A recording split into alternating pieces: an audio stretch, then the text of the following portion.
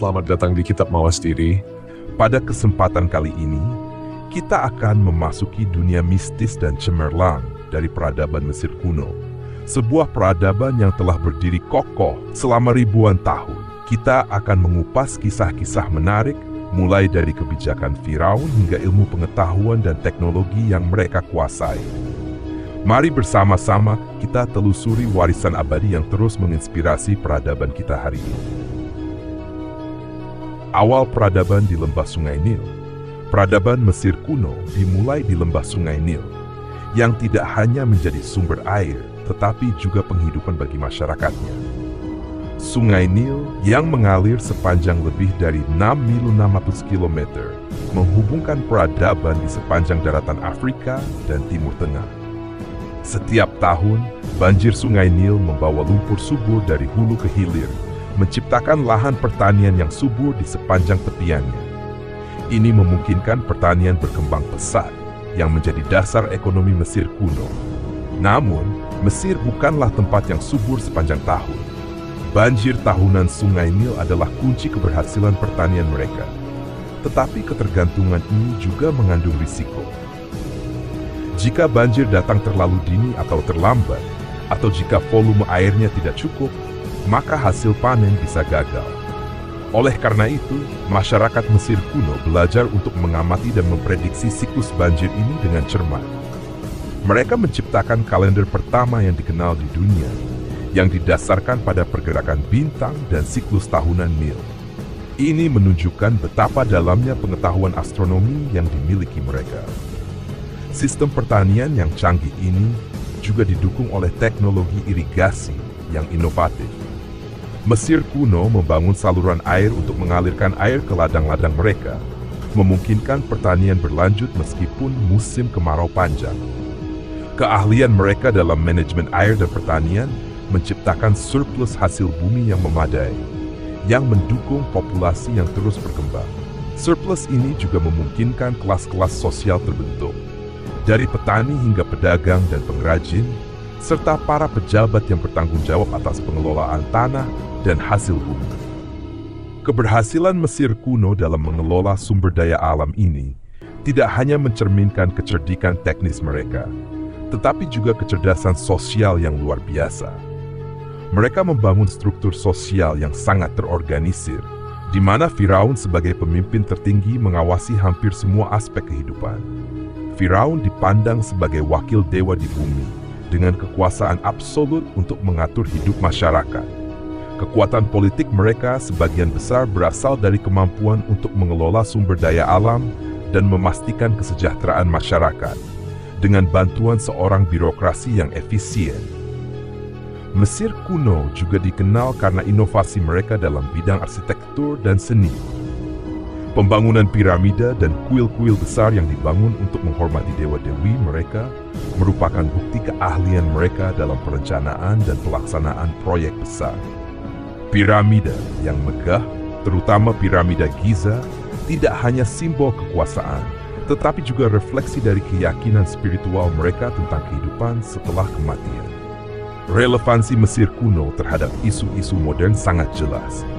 Hari ini, krisis air global menjadi tantangan besar bagi banyak negara, dan Mesir yang masih bergantung pada Sungai Nil untuk sebagian besar kebutuhan airnya, juga terancam oleh perubahan iklim dan pembangunan infrastruktur besar seperti bendungan. Seperti halnya Mesir kuno yang mengandalkan irigasi untuk mengatur aliran air, dunia modern juga menghadapi tantangan untuk mengelola sumber daya air yang terbatas dengan cara yang berkelanjutan.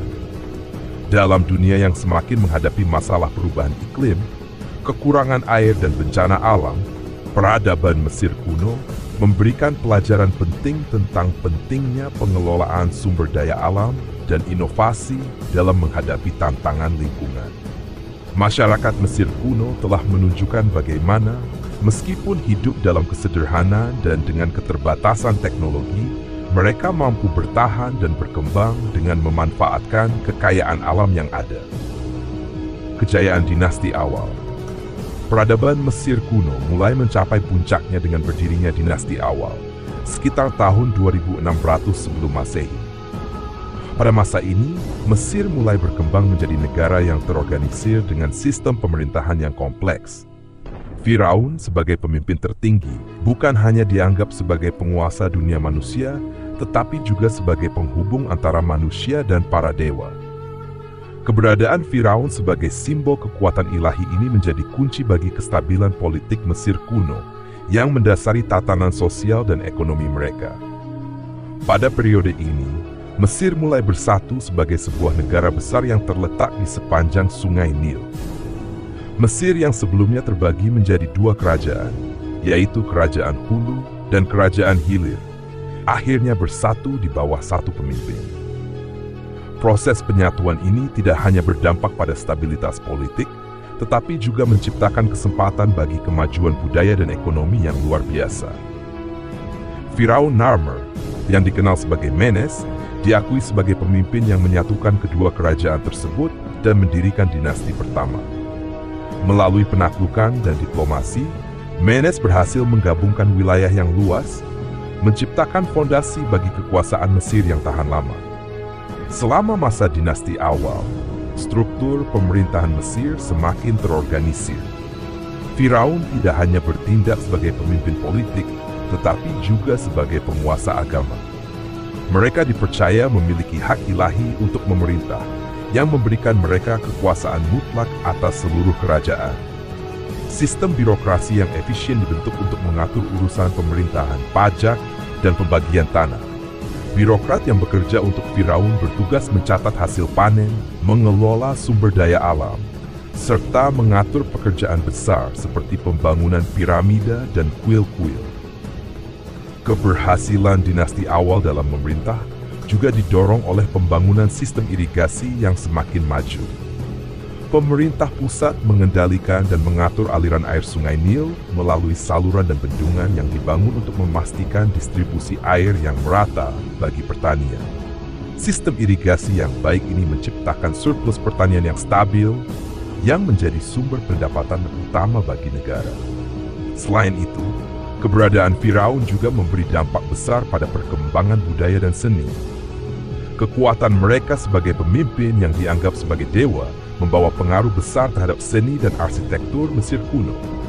Pembangunan kuil-kuil megah dan monumen besar untuk menghormati dewa-dewi dan Firaun menjadi simbol penting dari kekuasaan dan keagungan kerajaan ini. Arsitektur yang mereka bangun tidak hanya berfungsi sebagai tempat ibadah, tetapi juga sebagai alat untuk memperlihatkan kekuatan dan stabilitas pemerintahan mereka. Namun, meskipun sistem pemerintahan Mesir kuno pada masa ini tampak sangat efisien, kekuasaan Firaun yang absolut juga berpotensi menimbulkan ketegangan. Ketergantungan pada kekuasaan pusat dan sistem sosial yang hierarkis menciptakan ketidaksetaraan yang dapat menyebabkan ketegangan di kalangan rakyat biasa.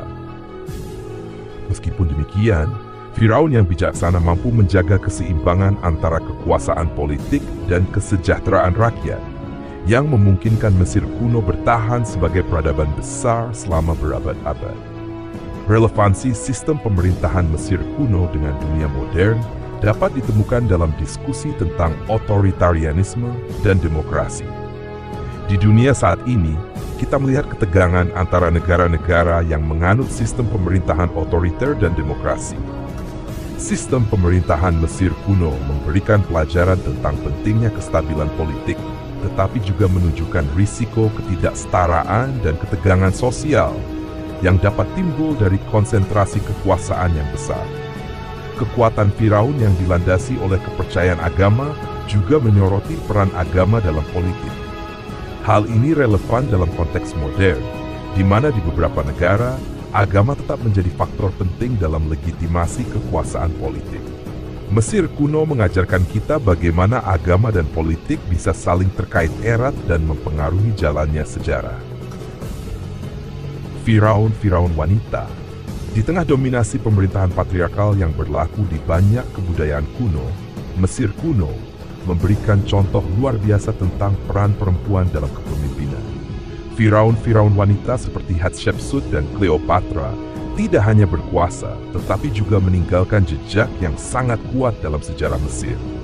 Mereka menunjukkan bahwa perempuan, meskipun hidup dalam masyarakat yang patriarkal, dapat memerintah dengan bijaksana dan memimpin peradaban besar. Hatshepsut yang memerintah pada abad ke-15 sebelum Masehi merupakan salah satu Firaun wanita yang paling terkenal. Setelah kematian suaminya, Thutmose II, Hatshepsut menjadi pemangku takhta untuk putranya, Thutmose III, yang masih kecil. Namun dalam waktu singkat, Hatshepsut mengangkat dirinya sebagai Firaun yang berkuasa penuh dan bahkan mengadopsi simbol-simbol kekuasaan yang biasanya digunakan oleh laki-laki, termasuk mengenakan tutup kepala dan jubah Firaun. Keputusan ini tidak hanya menunjukkan kekuatan pribadinya, tetapi juga menjadi simbol revolusi dalam politik Mesir kuno. Selama masa pemerintahannya, Hatshepsut memperkenalkan kebijakan yang memajukan ekonomi Mesir, memperkuat hubungan diplomatik dengan kerajaan-kerajaan tetangga, dan meluncurkan ekspedisi perdagangan yang sukses ke Punt, sekarang terletak di wilayah yang sekarang menjadi Somalia. Ekspedisi ini sangat penting karena membawa kekayaan yang berlimpah ke Mesir, termasuk emas, rempah-rempah, dan kayu manis. Hatshepsut juga memerintahkan pembangunan beberapa monumen besar dan kuil yang masih berdiri hingga hari ini, termasuk kuil yang didedikasikan untuk dirinya di Dey el-Bahari. Namun, meskipun Hatshepsut memiliki pemerintahan yang sukses dan dihormati, setelah kematiannya, namanya hampir dilupakan. Beberapa sejarawan percaya bahwa Thutmose II, yang akhirnya memerintah setelahnya, mencoba menghapus jejak Hatshepsut dari sejarah. Mungkin hal ini berkaitan dengan kenyataan bahwa sebagai seorang wanita, Hatshepsut menghadapi tantangan dalam mengonsolidasikan kekuasaannya dalam dunia yang didominasi oleh laki-laki. Meskipun demikian, warisan Hatshepsut kembali ditemukan berabad-abad kemudian dan kini dipandang sebagai salah satu Firaun terbesar dalam sejarah Mesir. Selain Hatshepsut, Cleopatra XI yang memerintah pada abad pertama sebelum Masehi juga menjadi salah satu tokoh paling ikonik dalam sejarah Mesir. Cleopatra dikenal karena kecerdasannya, kepribadiannya yang memikat, dan kemampuannya untuk bernegosiasi dengan kekuatan besar pada zamannya, seperti Romawi. Sebagai penguasa terakhir dari dinasti Ptolemaic, Cleopatra berusaha menjaga kemerdekaan Mesir yang terancam oleh ekspansi Romawi. Ia menjalin hubungan dengan Julius Caesar yang memberinya dukungan politik dan militer, dan kemudian dengan Mark Antony yang membantu melawan kekuatan Romawi yang dipimpin oleh Octavianus, kelak dikenal sebagai Kaisar Augustus. Cleopatra tidak hanya terkenal karena hubungan cintanya dengan para pemimpin Romawi, tetapi juga karena kecakapannya dalam berpolitik dan mempertahankan kekuasaan Mesir di tengah ancaman kekuatan luar yang terus berkembang. Pemerintahannya mencerminkan keteguhan hati dan kejelian dalam memahami dinamika politik internasional. Sayangnya, setelah kekalahan mereka di tangan Octavianus, Cleopatra dan Mark Antony memilih untuk mengakhiri hidup mereka dengan bunuh diri, menandai berakhirnya dinasti Ptolemaic dan Mesir menjadi provinsi Romawi.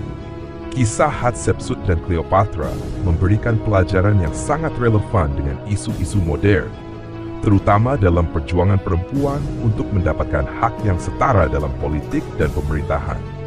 Meskipun keduanya berkuasa dengan sukses, perjuangan mereka untuk diterima sebagai pemimpin yang sah menunjukkan bagaimana sistem patriarki dalam masyarakat dapat menghambat atau menantang peran perempuan dalam posisi kekuasaan. Mesir kuno menunjukkan bahwa kekuatan perempuan dalam pemerintahan bukanlah hal yang baru, meskipun seringkali diabaikan atau dibatasi oleh struktur sosial dan politik. Isu feminisme masa kini dapat melihat kembali pada figur-figur seperti Hatshepsut dan Cleopatra sebagai simbol perjuangan untuk kesetaraan gender, dan bagaimana perempuan dalam sejarah seringkali harus berjuang lebih keras untuk mendapatkan pengakuan atas kemampuan mereka dalam memimpin. Pada saat yang sama, mereka tetap meninggalkan warisan besar yang terus menginspirasi hingga sekarang. Pembangunan piramida dan keajaiban arsitektur. Salah satu prestasi terbesar peradaban Mesir kuno adalah pencapaian luar biasa dalam bidang arsitektur, yang paling terkenal melalui pembangunan piramida-piramida besar di Giza. Piramida bukan hanya merupakan monumen pemakaman untuk para firaun, tetapi juga lambang kekuatan, keagungan, dan keabadian. Meskipun pembangunan piramida dimulai jauh sebelum periode kerajaan Ptolemaic, keajaiban arsitektur ini terus menjadi simbol warisan budaya Mesir kuno yang tidak tertandingi. Piramida pertama yang dikenal dalam sejarah Mesir adalah piramida Djoser, yang dibangun pada masa dinasti ketiga, sekitar tahun 2650 sebelum Masehi. Piramida ini yang terletak di Saqqara adalah struktur bertingkat yang pertama kali menggunakan batu sebagai bahan utama, menggantikan makam berbentuk mastaba yang lebih sederhana. Pembangunan piramida ini dianggap sebagai inovasi besar dalam dunia arsitektur Mesir. Djoser, yang memerintah selama dinasti ini, membangun piramida sebagai bagian dari kompleks pemakaman yang lebih besar, yang termasuk berbagai kuil dan struktur pendukung lainnya. Kompleks ini mencerminkan kekuasaan dan posisi Djoser sebagai penguasa. Namun, piramida paling terkenal di dunia adalah piramida Khufu, dikenal juga sebagai piramida Agung Giza, yang dibangun pada masa dinasti keempat, sekitar tahun 2522 sebelum Masehi. Piramida ini merupakan struktur terbesar di antara 3 piramida yang ada di Giza, dan merupakan salah satu dari 7 keajaiban dunia kuno yang masih ada hingga saat ini. Piramida Khufu awalnya memiliki tinggi lebih dari 146 meter. Meskipun seiring berjalannya waktu, sebagian batu lapisan atasnya hilang, sehingga sekarang memiliki tinggi sekitar 138 meter. Pembangunan piramida-piramida ini bukanlah tugas yang mudah. Dibutuhkan ribuan pekerja yang terlatih, serta teknik dan alat yang sangat maju untuk waktu itu. Para arkeolog memperkirakan bahwa piramida-piramida ini dibangun menggunakan batuan yang diambil dari tambang yang terletak jauh dari lokasi piramida itu sendiri. Batu-batu ini kemudian diangkut melalui Sungai Nil dan dipindahkan ke lokasi pembangunan menggunakan teknik yang belum sepenuhnya dipahami oleh para ilmuwan hingga hari ini. Meskipun banyak teori yang diajukan, cara tepat para pekerja Mesir kuno membangun piramida ini masih menjadi misteri besar dalam sejarah. Keajaiban arsitektur lainnya yang juga sangat terkenal adalah kuil Karnak dan kuil Luxor yang dibangun di Thebes, ibu kota Mesir kuno pada masa Kerajaan Baru. Kuil-kuil ini dibangun untuk menghormati Dewa Amon dan menunjukkan kehebatan teknik arsitektur Mesir dalam menciptakan bangunan monumental. Kuil Karnak misalnya adalah salah satu situs keagamaan terbesar yang pernah ada. Dengan area yang luas dan terdiri dari berbagai bangunan, ruang suci, dan patung-patung dewa yang besar. Pembangunan piramida dan kuil-kuil besar ini mencerminkan 2 aspek penting dalam peradaban Mesir kuno: keyakinan agama dan kekuasaan politik. Bagi masyarakat Mesir, Firaun bukan hanya pemimpin dunia manusia, tetapi juga penghubung antara dunia manusia dan dunia ilahi. Oleh karena itu, setiap monumen besar yang mereka bangun dimaksudkan untuk menghormati para dewa, serta memberikan penghormatan kepada Firaun yang diyakini akan mencapai kehidupan abadi setelah kematian. Piramida sebagai makam Firaun diyakini tidak hanya sebagai tempat periksa terakhir, tetapi juga sebagai portal menuju kehidupan setelah kematian. Namun, pembangunan piramida juga memiliki dimensi sosial dan ekonomi yang mendalam. Meskipun sering dipandang sebagai prestasi besar dalam sejarah arsitektur, pembangunan piramida ini juga mencerminkan ketegangan antara elit penguasa dan rakyat biasa. Ribuan pekerja yang membangun piramida-piramida ini tidak dibayar dengan uang, melainkan dengan makanan, tempat tinggal, dan jaminan perlindungan sosial. Meskipun demikian, mereka adalah bagian dari sistem yang terorganisir dan bekerja dalam kondisi yang sangat menantang untuk membangun monumen bagi para Firaun.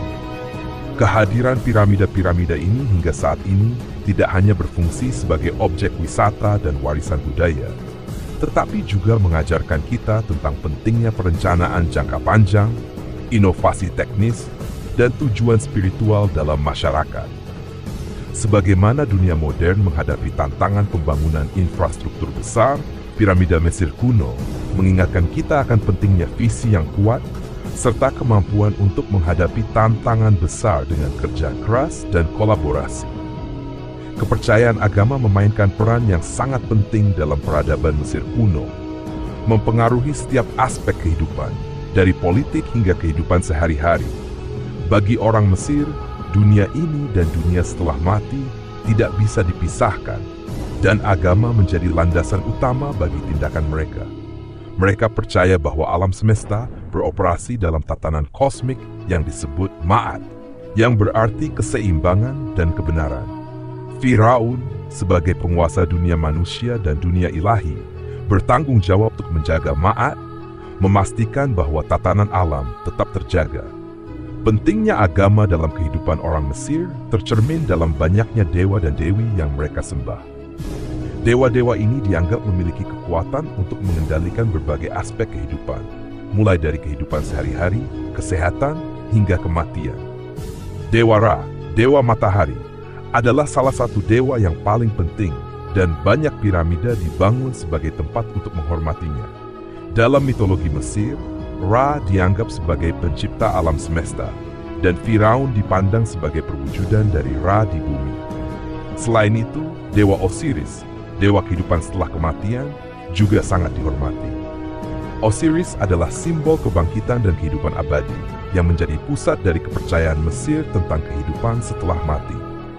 Orang Mesir percaya bahwa setelah kematian, jiwa seseorang akan melalui ujian di dunia bawah, di mana ia akan diadili oleh Osiris dan dewa-dewa lainnya. Jika jiwa tersebut dinyatakan murni, ia akan memasuki kehidupan abadi di surga. Namun jika tidak, jiwa tersebut akan dihukum. Kuil-kuil besar dibangun di seluruh Mesir sebagai tempat pemujaan bagi dewa-dewa ini. Kuil Karnak dan Luxor adalah dua contoh besar yang masih berdiri hingga hari ini. Di dalam kuil-kuil ini, para pendeta bertanggung jawab untuk memimpin upacara keagamaan dan memberikan persembahan kepada dewa-dewa. Mereka juga menjaga patung-patung dewa yang dianggap memiliki kekuatan ilahi. Agama Mesir kuno tidak hanya terbatas pada pemujaan kepada dewa-dewa, tetapi juga melibatkan pengaturan sosial yang ketat. Praktik-praktik keagamaan ini mempengaruhi struktur sosial dan politik Mesir, dengan Firaun yang dianggap sebagai penghubung antara manusia dan dewa. Kepercayaan ini mengukuhkan legitimasi kekuasaan Firaun, menjadikannya tidak hanya sebagai pemimpin duniawi, tetapi juga sebagai pemimpin spiritual yang memiliki tanggung jawab menjaga keseimbangan dunia. Mesir kuno dikenal tidak hanya karena kekayaan budaya dan agamanya, tetapi juga karena pencapaian mereka dalam bidang ilmu pengetahuan dan teknologi. Orang Mesir sangat ahli dalam banyak disiplin ilmu, termasuk matematika, astronomi, kedokteran, dan teknik. Keberhasilan mereka dalam bidang ini memungkinkan mereka membangun piramida dan monumen besar, serta menciptakan sistem yang mendukung peradaban yang tahan lama. Salah satu pencapaian terbesar dalam ilmu pengetahuan Mesir kuno adalah dalam bidang matematika. Orang Mesir mengembangkan sistem bilangan yang berbasis pada angka 10, dan mereka menggunakan geometri untuk merancang dan membangun bangunan megah seperti piramida. Sistem pengukuran panjang yang mereka kembangkan juga sangat presisi, memungkinkan mereka untuk membangun struktur yang simetris dan tahan lama. Mereka bahkan memiliki cara untuk menghitung luas tanah dan volume material yang sangat berguna dalam pertanian dan konstruksi. Di bidang astronomi, orang Mesir memiliki pemahaman yang mendalam tentang pergerakan benda langit, terutama matahari dan bintang-bintang. Mereka mengembangkan kalender berdasarkan siklus matahari yang digunakan untuk merencanakan musim tanam dan panen. Kalender Mesir memiliki 365 hari dalam setahun, yang meskipun tidak sempurna, sangat mendekati kalender Gregorian yang digunakan saat ini. Mereka juga mengamati bintang-bintang dan menggunakan konstelasi tertentu untuk menentukan waktu dalam sehari, yang sangat berguna bagi petani dan nelayan. Dalam kedokteran, orang Mesir kuno juga sangat terampil. Mereka memiliki pengetahuan yang luas tentang anatomi manusia dan berbagai penyakit. Mereka menulis berbagai naskah medis, seperti Ebers Papyrus, yang berisi resep obat dan teknik pengobatan untuk berbagai kondisi, termasuk cedera, infeksi, dan penyakit internal. Orang Mesir juga mengenal pembedahan dan perawatan luka, serta memiliki pemahaman tentang pentingnya kebersihan dalam mencegah infeksi. Selain itu, Mesir kuno dikenal karena pencapaian mereka dalam bidang teknik dan teknologi. Mereka menciptakan alat-alat untuk membangun monumen-monumen besar, seperti katrol, gergaji, dan alat pengukur. Mereka juga memanfaatkan Sungai Nil sebagai jalur transportasi utama dan mengembangkan teknologi pengairan untuk mendukung pertanian mereka. Semua ini menunjukkan betapa maju dan terorganisirnya peradaban Mesir dalam menerapkan ilmu pengetahuan untuk memperkuat peradaban mereka. Keahlian orang Mesir dalam berbagai bidang ini membuktikan bahwa mereka tidak hanya berfokus pada aspek spiritual dan politik, tetapi juga sangat memperhatikan kemajuan ilmiah. Pengetahuan mereka yang luas dan penerapan teknologi yang inovatif menjadi salah satu faktor utama yang memungkinkan peradaban Mesir kuno bertahan selama ribuan tahun, dan pengaruhnya masih dapat dirasakan hingga saat ini. Kehidupan sosial dan ekonomi Mesir kuno sangat terstruktur dan berpusat pada Sungai Nil, yang menjadi sumber kehidupan bagi seluruh peradaban. Sungai Nil tidak hanya menyediakan air untuk irigasi pertanian, tetapi juga menjadi jalur transportasi yang vital, memungkinkan Mesir untuk berdagang dan berkembang. Masyarakat Mesir sangat bergantung pada pertanian, dengan gandum dan barley sebagai hasil utama yang diproduksi. Selain itu, mereka juga memelihara ternak, menanam tanaman seperti rami untuk membuat linen, dan menghasilkan produk-produk kerajinan tangan. Kelas sosial di Mesir kuno sangat hierarkis dan dibagi menjadi beberapa lapisan. Di puncak piramida sosial adalah Firaun, yang dianggap sebagai dewa hidup dan pemimpin absolut, baik secara politik maupun spiritual. Firaun didampingi oleh para pejabat tinggi yang sering kali merupakan kerabat atau orang-orang yang sangat setia. Mereka bertanggung jawab atas administrasi negara, pengumpulan pajak, serta pelaksanaan kebijakan Firaun. Di bawah Firaun dan para pejabat tinggi terdapat lapisan kelas yang lebih rendah, termasuk prajurit, tukang, pedagang, dan petani. Para petani yang membentuk mayoritas masyarakat Mesir bekerja keras di tanah yang subur di sepanjang tepi Sungai Nil. Meskipun mereka memiliki sedikit kebebasan, para petani memainkan peran yang sangat penting dalam menyediakan pangan bagi seluruh negara. Mereka sering bekerja di ladang untuk menghasilkan panen yang digunakan untuk memenuhi kebutuhan domestik serta untuk dipersembahkan kepada dewa-dewa dalam upacara keagamaan. Di sisi lain, para tukang dan pengrajin memiliki keahlian khusus dalam pembuatan barang-barang kerajinan seperti perhiasan, patung, dan alat rumah tangga. Mereka sering bekerja untuk istana atau kuil-kuil besar, menciptakan karya seni yang tidak hanya memiliki nilai praktis, tetapi juga simbolik dalam masyarakat Mesir. Kegiatan ini seringkali mendapat penghargaan dari kerajaan yang membantu mempertahankan stabilitas sosial. Sistem ekonomi Mesir kuno bergantung pada pajak yang dikumpulkan dari rakyat, baik dalam bentuk barang maupun tenaga kerja. Pajak ini digunakan untuk membiayai pembangunan infrastruktur besar seperti piramida dan kuil-kuil, serta untuk mendukung kehidupan istana dan kuil. Selain itu, perdagangan juga memainkan peran penting dalam perekonomian Mesir, dengan barang-barang seperti emas, linen, dan biji-bijian diperdagangkan ke wilayah luar Mesir, seperti Nubia, Palestina, dan Mesopotamia. Keberhasilan ekonomi Mesir kuno tidak hanya bergantung pada pertanian dan perdagangan, tetapi juga pada sistem administrasi yang sangat efisien. Para pejabat kerajaan yang biasanya berasal dari kalangan elit mengawasi pelaksanaan kebijakan dan memastikan bahwa setiap lapisan masyarakat bekerja sesuai dengan aturan yang berlaku. Mereka juga bertugas untuk mengawasi proyek-proyek besar yang membutuhkan tenaga kerja terorganisir, seperti pembangunan piramida dan kuil. Namun, Meskipun kehidupan ekonomi dan sosial Mesir kuno berkembang pesat, kesenjangan antara kelas sosial tetap ada. Perbedaan kekayaan dan kekuasaan antara Firaun dan rakyat biasa sangat mencolok, dengan banyak orang bekerja keras untuk memenuhi kebutuhan dasar mereka. Meskipun demikian, struktur sosial yang sangat terorganisir ini memastikan stabilitas dan ketahanan peradaban Mesir selama ribuan tahun. Kejatuhan peradaban Mesir kuno dan warisannya.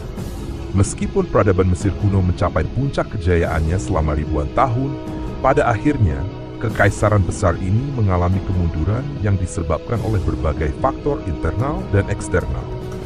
Perubahan iklim, invasi dari bangsa-bangsa asing, serta ketidakstabilan politik menjadi beberapa faktor yang mempercepat kejatuhan Mesir kuno. Pada awalnya, Mesir kuno menghadapi ancaman dari kekuatan asing yang datang dari luar, seperti bangsa Nubia, Assyria, dan Persia. Meskipun Mesir berhasil bertahan melawan beberapa ancaman tersebut, kehadiran invasi yang terus-menerus menguji kemampuan militer dan ekonomi mereka. Salah satu peristiwa penting dalam sejarah Mesir adalah invasi dari Alexander Agung pada tahun 232 sebelum Masehi, yang menandai awal dari dominasi Yunani atas Mesir. Setelah penaklukan oleh Alexander, Mesir menjadi bagian dari kekaisaran Helenistik dan diperintah oleh dinasti Ptolemaic yang berakhir dengan kematian Ratu Cleopatra pada tahun 30 sebelum Masehi.